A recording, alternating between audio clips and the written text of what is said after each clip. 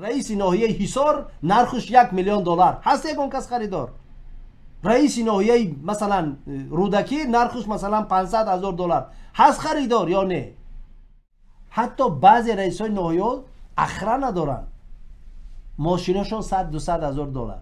سوال شما از کجا پیدا کردید؟ آیا اگر حکومت باشد همینا رو نمیتوند سوال کند؟ پروکراتورا رئیس اینجا بیا چند پول اولیگ میگیری؟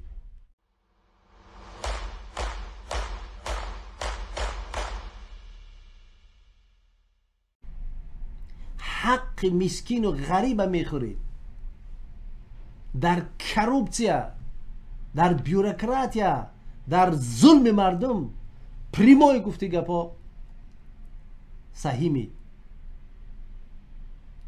نمیتونن مردم زندگی خودشونو بچرخونن.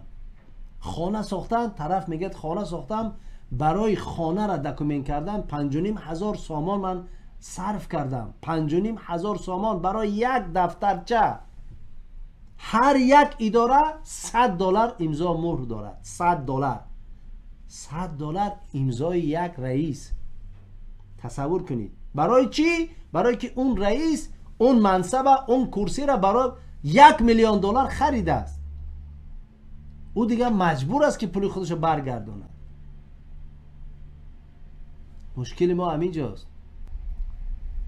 مردک 500 سامان 1000 سامان معاش میگیرد که نان نمیابد خورد، مجبور است با 5,500-6,000 سامان دیوال خانهش یا حاجت خانه خانهش میبخشه رفته حجت کند.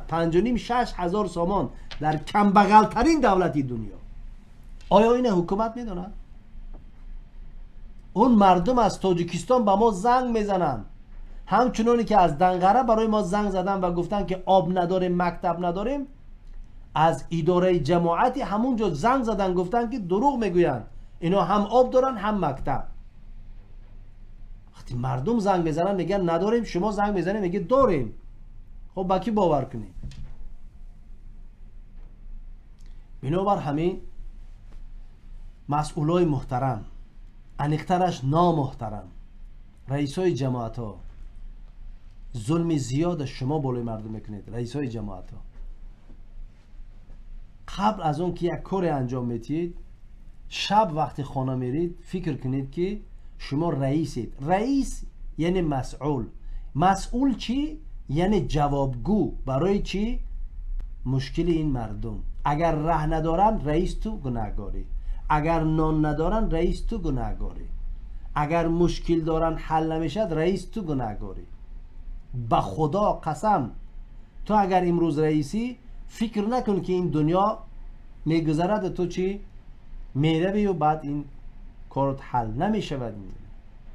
اگر امروز حکومت از تو نمیپرسد، رئیسی جماعت، رئیسی ناحیه، ولی خدا فردا از تو میپرسد. حکومت نمیپرسد برای چی؟ برای که تو این منصب خریدی، تو این کرسی را خریدی از حکومت. برای همین حکومت از تو نمیپرسد.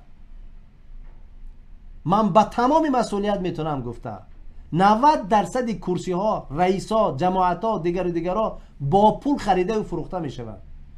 بسیار آسان. حتی اعلان میکنن رئیس ناحیه حصار نرخش 1 میلیون دلار هست یکون کس خریدار. رئیس ناحیه مثلا رودکی نرخش مثلا 500,000 دلار هست خریدار یا نه؟ اعلان میکنن.